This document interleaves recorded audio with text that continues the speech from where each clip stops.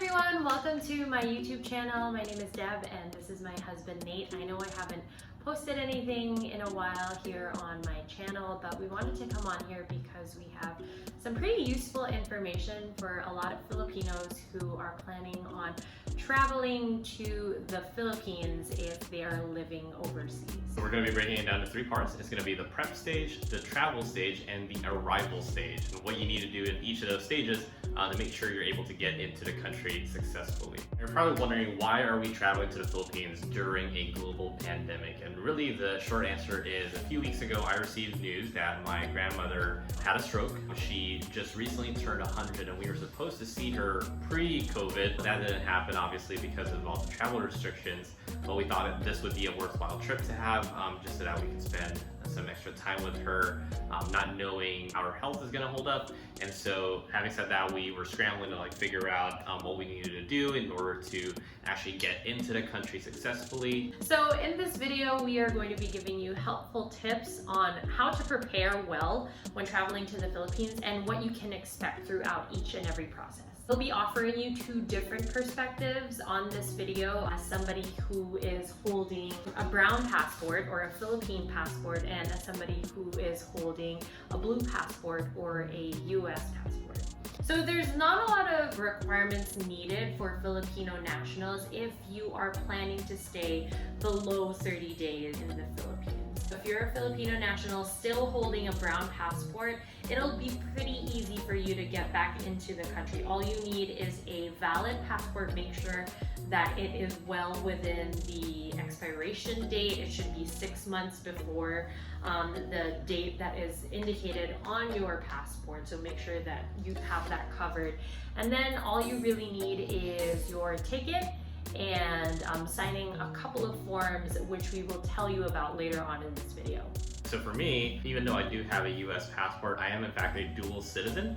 And so if you are in a similar situation where you only have a blue passport and not a brown passport, but you do have documentation, the original copies of your identification as a dual citizen of the Philippines, it usually comes in 3 pages at the very least. I recommend bringing all 3 pages in order to verify that you are in fact a dual citizen, just because, as we'll explain later on, even before traveling, when you check into the airport, you will be asking for that requirement, because if not, if all you have is a blue passport, you will need a visa to travel to the Philippines. I know there's news out there where if you are married to a Filipino national, you may not need a visa, but I would say, because at the very outset, whenever they see my blue passport, almost the first question they always ask is, do you have a visa to get into the country now? So I would just go to safe route and just get a visa if you are in fact a blue passport holder traveling to the Philippines. In order to obtain a visa, you will need to contact your local Philippine consulate. The one in LA is pretty hard to reach via the phone. It's just so frustrating trying to reach them.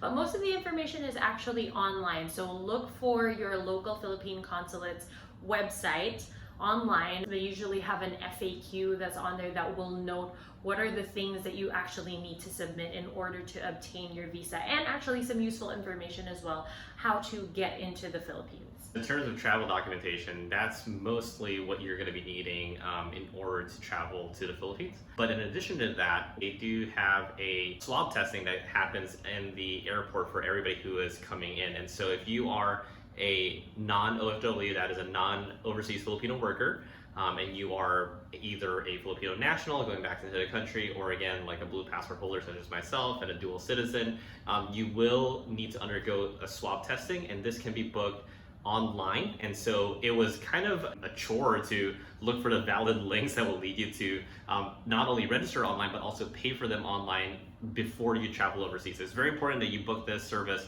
before you travel overseas, because you will need to save a screenshot of both the QR code that it will give you, and again, all links for this will be in the description below. So it will give you a QR code once you successfully register for it, but also an order confirmation once you successfully pay for it. There are actually 2 organizations that are carrying this out in the Philippines. One is the Philippine Coast Guard, and for most OFWs, you can actually get a free swab testing through the Philippine Coast Guard. But the other one that we also found, which was very convenient, is through the Philippine Red Cross, which was the one that we signed up for. The Philippine Red Cross's ECIF form, I believe they are only offering the 2 to 3 day swab test results, which is 4,000 pesos with a couple of more fees. So for the both of us, we paid around $85 per person. Yeah, $85 per person in US peso. It was about 4,136 pesos. You can pay for that online through your debit card or credit card. One of the other things that you need to prep for before coming to the Philippines is you also need to book your mandatory quarantine hotel. There is a list of accredited hotels provided by either your Philippine consulate, the Bureau of Immigration. There's a lot of resources that the Philippine government provides on which hotels would be accredited for your mandatory quarantine. Upon arriving to the Philippines, you and your party are required to stay in your quarantine hotel until you receive your swab test results. Make sure to have a copy of the booking confirmation of your hotel, whether via email or if you want to have it printed out, because those will be asked of you by the time that you arrive at the Philippine airport. Now moving on to the travel stage. In the beginning, we thought that the only way you could enter the Philippines is if you booked a plane ticket through Philippine Airlines, because in the Philippine Airlines, they already integrated the process of registering for a swab test and everything that goes along with it. But we're pleasantly surprised to find out that you could actually take any valid airline that travels to the Philippines, and even on those airlines' websites, they will include criteria for entering the country.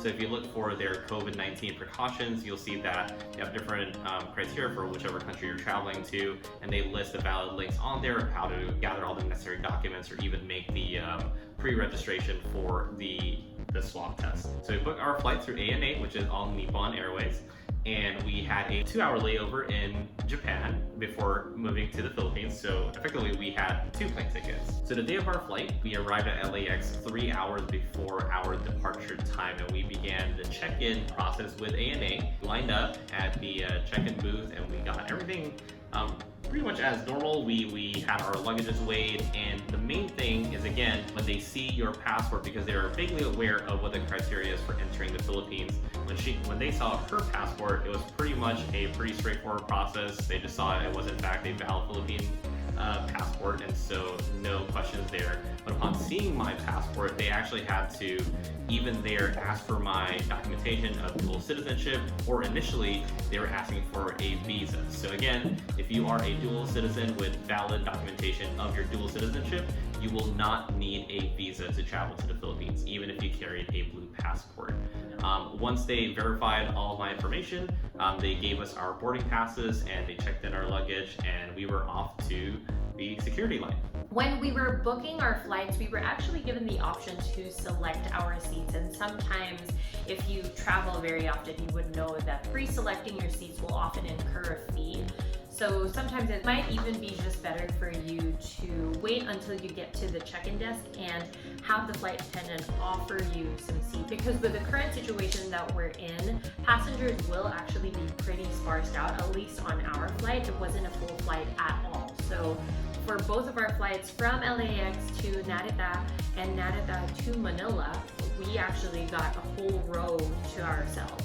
As soon as you board your flight, it's obviously mandatory to keep a face mask on, but one thing that we found out was that the Philippine Airlines not only requires a face mask, but also a face shield. Flying through ANA, we were actually not required to wear a face shield at any given point, although some people already had it on. It is by no means mandatory. It's only required for you to wear a face mask anytime you're not actively eating or drinking. So when they serve meals, which they do, you are able to remove your mask for that time and consume your meal.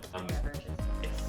On our connecting flight from Japan to Manila, we were given 2 cards that we were required to fill out. One was called the Health Declaration card, which is a yellow card, and the other one is a brown card, which I believe is for the Bureau of Immigration.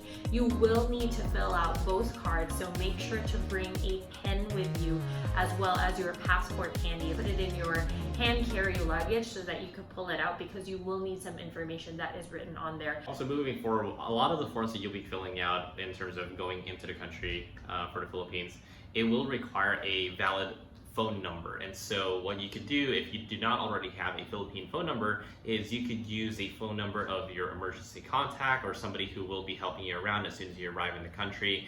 go ahead and get their local phone number so that you could put that down on your forms.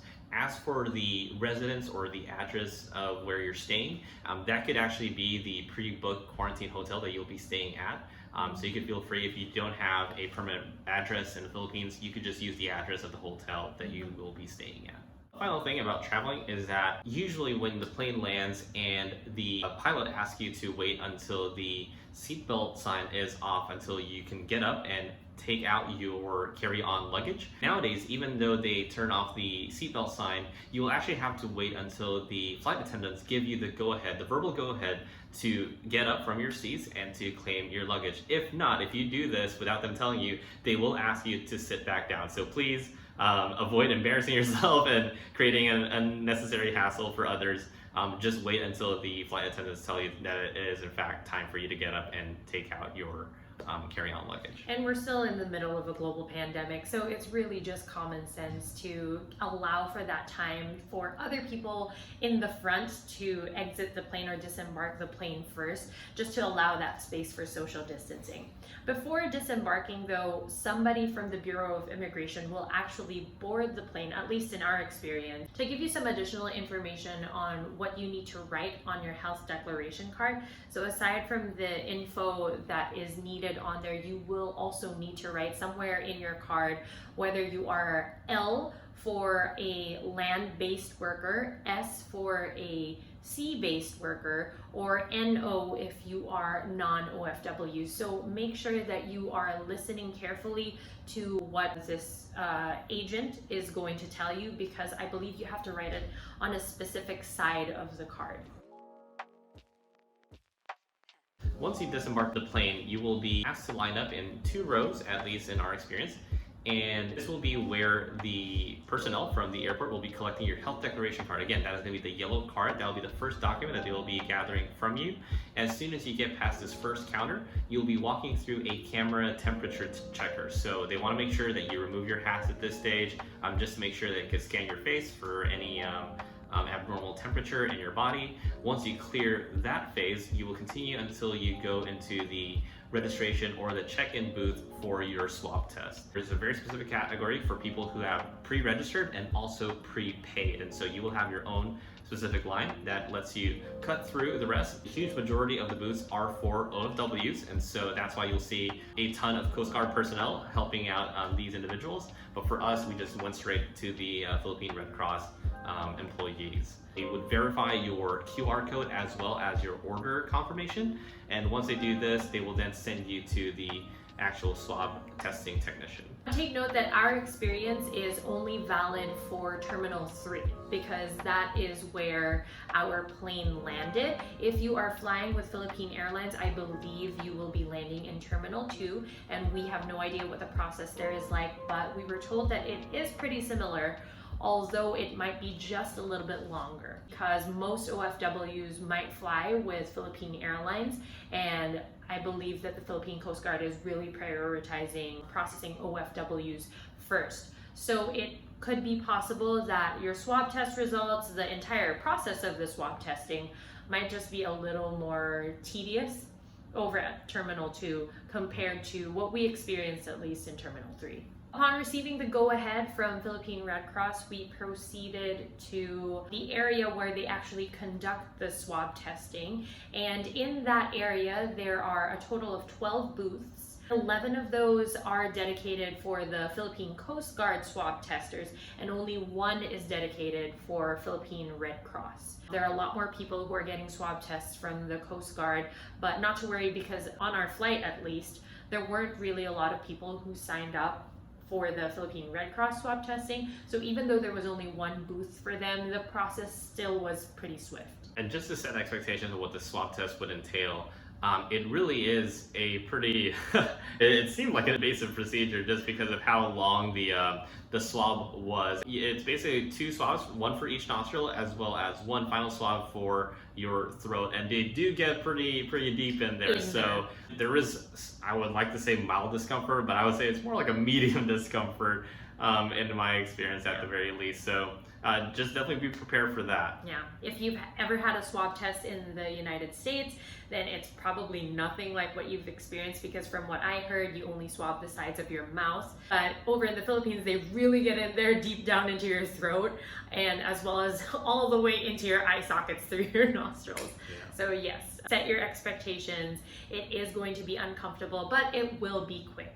And so after the swab test, we'll then proceed to the immigration booth. And so that is where you'll actually show your passport. And again, if you're a blue passport holder, they will be looking for your visa. If not, they will be looking for your dual citizenship documentation. This is how I know like a visa is definitely something that people are looking out for, because as soon as the immigration officer saw my blue passport and he browsed through it, the first thing he asked me was like, where is your visa? Why don't you have a visa? And so I had to give him my dual citizenship certification in order to show him that I am able to enter the country. And if you are a brown passport holder such as myself, there really isn't a lot of issues. All you have to do is present, again, a valid passport. They'll stamp it. They'll ask you a couple of questions. For me, there weren't a lot. They didn't even ask me the purpose of my stay, but be prepared just in case that they ask you the reason why you're traveling, how long you're staying, typical immigration questions if you've ever traveled before. One of the final stops that you go through now after making your way past the immigration officer is the Department of Tourism booth. This is where you will show your valid reservation for a quarantine certified hotel. If you have not yet made a reservation, they can actually assist you in making that booking right on the spot. But for us, we had our reservation printed out, and so you could submit it and they could verify it, and they will have you fill out an affidavit, which you will finally submit to the Coast Guard once you exit the airport. They also want to make sure that you have a means of getting to the hotel, and the only means of transportation they will accept is a direct shuttle from the hotel or a metered taxi. So I don't believe they'll allow you to use any ride-sharing apps or any private cars that could pick you up and take you to the airport. It will only either be, again, a metered taxi or an official shuttle from your hotel. Once you get the go-ahead from the Department of Tourism, this is the only time that you're able to go to the baggage claim area, have your baggage tickets ready, because somebody will be assisting in finding your bags for you. If you find them quickly, just let them know your last name and they'll be able to give those to you. And then after that, you'll be able to exit the airport and basically wait until your hotel car arrives. Once your hotel car picks you up, you will be taken to your quarantine hotel of choice. They will also have you fill out again another health declaration form, which again, if you're traveling to the Philippines, you'll realize this is pretty ubiquitous. Almost every place you go to will have you filling out a health declaration form, whether it's a physical form or a QR code that will lead you to an electronic form for you to complete. So you'll definitely get a hang of it pretty soon. And again, each one of these forms is going to have you put in a valid local number. And so at the airport, right before you visit the Department of Tourism, there are already booths that you could buy a SIM card and load for your cell phones at. And so if you want to do that before you go to your hotel or do any of these remaining steps so that you can have a valid local number and you don't have to put your family members or your friend's number, you're more than welcome to do so. So when you get to your hotel, you will be required to stay in your hotel room for as long as you do not have the results of your swab test. So you are not allowed to leave your hotel room at all or the hotel premises. For us, in our experience where we stayed at, we were given a small table outside of our hotel room where staff will be able to drop off our food, which is packaged into our hotel rig, and other amenities that we would require, like extra towels, extra pillows. You would just need to call your hotel staff and they will be able to deliver that for you. Once you get the confirmation, which will be via your email address, which you provided to whichever organization, whether the Philippine Coast Guard or Red Cross, when you get that confirmation, all you have to do is send it over to the front desk of your hotel or whichever email address they provide for that confirmation, and then they will be able to give you the green light on exiting the hotel room and the hotel premises. So for the Philippine Red Cross, it was said that you can get your results anywhere between 15 15 hours to 3 days, but for us, we actually received our results pretty quick. It hadn't even been 24 hours until we received our results. We had our swab test at around 10:30 in the evening the day prior, and we received our results around 2:30 in the afternoon the following day. Want to make sure you book a hotel at least for 2 nights after the swab testing is done. So they want to see that you do have a valid reservation for 2 nights. And that's pretty much it. Once you get your confirmation and you send it over to your hotel front desk, you are now free to go around and enjoy your stay in the Philippines. Hope this was helpful. Stay safe. Let us know what your guys' experiences are traveling overseas. That's right. We might have missed a couple of things, or you might have an actually totally different experience. If there's any helpful information that you could provide, please let us know, or please let whoever is watching this video know by typing it down in the comments. Thank you so much for watching, guys. We'll see you next time. See ya.